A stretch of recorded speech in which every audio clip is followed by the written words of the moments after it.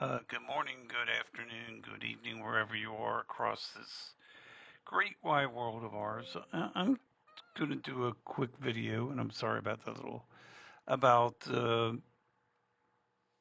talking about getting deeper into this water issue and how I want to start this North American safe and clean water. And then the analogy, someone reached out to me today and said, what's the difference between, uh, you know, um freshwater and groundwater, and really when we're talking about a freshwater source, what I usually like to, is I compare it to is North American, and that's why I call it North American.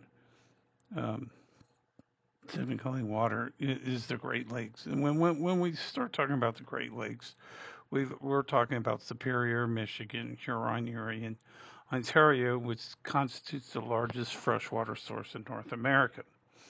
It holds roughly about 84% of the continent's surface freshwater and 21% of the world's supply. And when you think about that, 21% of the world's supply, one fifth of the world's supply of fresh water is in North America, which is really, we're blessed to, thank God that we have that. But just think 21% of that. So if something would happen to that source in North America, we would be in deep doo doo. So the issue becomes uh, they contain over 6 quadrillion gallons of water covering 94,250 square miles, with Lake Superior being the largest by surface area. And, when you look at it, it's kind of like people talk about like Texas, and you look at the map of Texas, you say, well, Texas is, and I graduated from Texas A&M School of Master's in Legal Study and with an environmental energy law certificate. That the it doesn't look that big, but in comparison to the other lakes, it's bigger than the lakes. Same thing with Texas. And trust me, it takes really a whole day to drive. If you go diagonally through Texas, it takes a day to drive through Texas. The total volume of the Great Lakes system is approximately 5,430 cubic miles of water.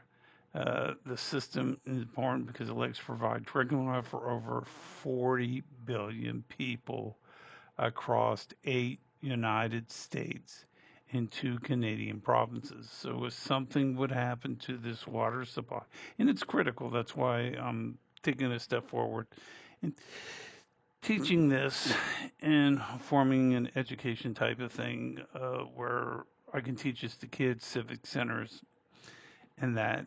And the individual Lake Superior is part of the system, is the world's largest freshwater lake by surface area. And I just was talking about that when you see Texas and compare that to some of the other states in capacity of the lakes.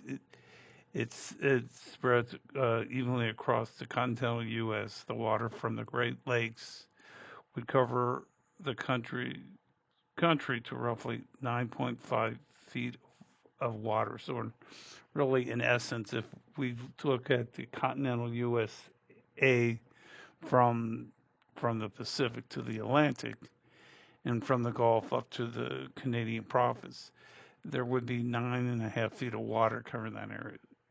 A lot of fresh water. So, when we talk about that, that's why this needs to be protected. And sometimes I think with everything else going on, and this has been an initiative of mine, that we need to address that. So, compare that to groundwater. Uh, Groundwater is a source that's underneath the ground, and one of the biggest is its Okalaga Aquifer, which is the largest source of groundwater in North America, underlying approximately 174,000 to 250 square miles across 8 U.S. states from South Dakota to Texas. It's critical for agricultural irrigation, supporting about one-third of all U.S.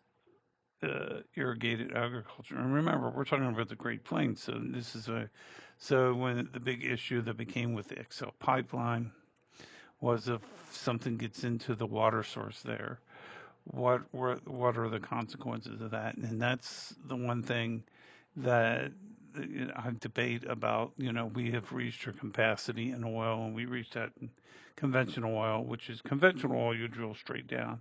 Unconventional is you drill and drill horizontal, and then you have to frack the oil out um, by using water. So if something would happen to that water source, uh, this is a quite extensive area. Between the two of them, it makes up quite a bit of water. Location spans part of the Okocha water system, spans part of the South Dakota, Wyoming, Colorado, Nebraska, Kansas, New Mexico, Oklahoma, and Texas.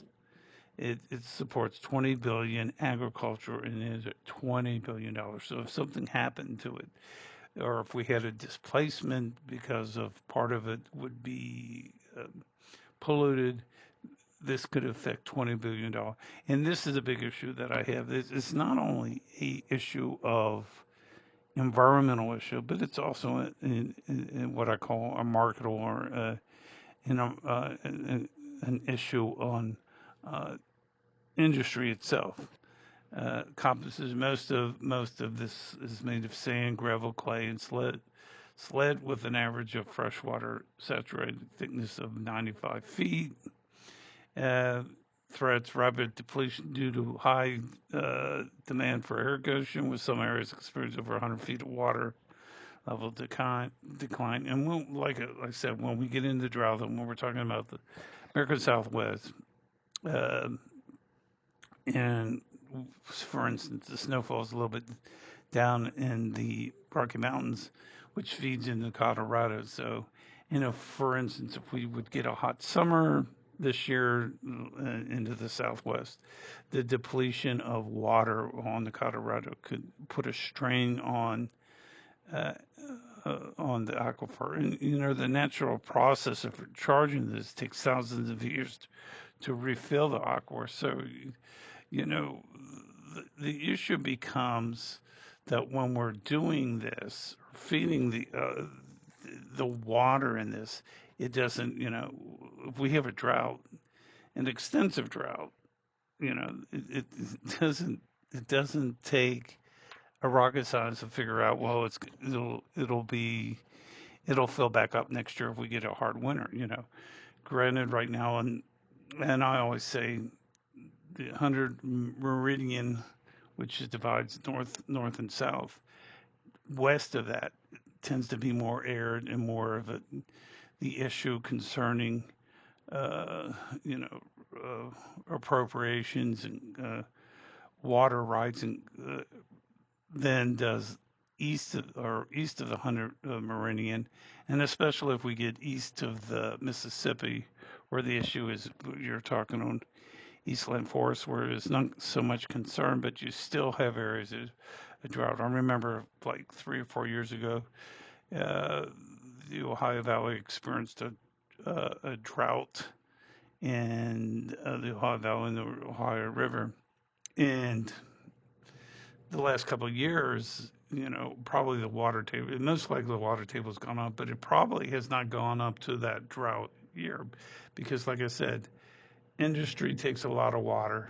And when I divide industry, I'm talking about manufacturing as well as agriculture. And then we depend on this water for drinking as well. So the issue for me is that we have to inform people concerning the right usage of this water. It's almost the same point that can be made that, we come to a point where the natural resource of water can only go so far, and then we have to think of research and development ways of taking salt water and turning, which can be a high cost factor on that, turning salt water into regular drinking water. And remember, we're talking about safe and clean drinking water. We're not talking about, you know, during the summers, or I mean during this time of year when you're in the winter months, you got snow on the ground, and then once the weather starts warming up, the ground gets soft, and then we get what I call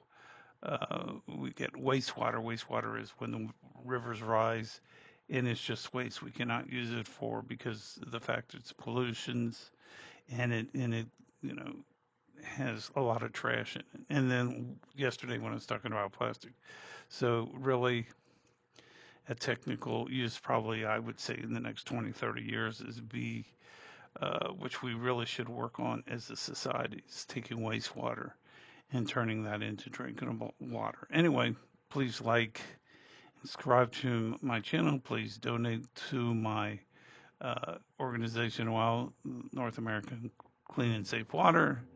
My email is also available on my YouTube page. Have any questions, feel free to reach out on my YouTube. Anyway, folks, have a great day and hope to talk to you soon. Thanks. Bye.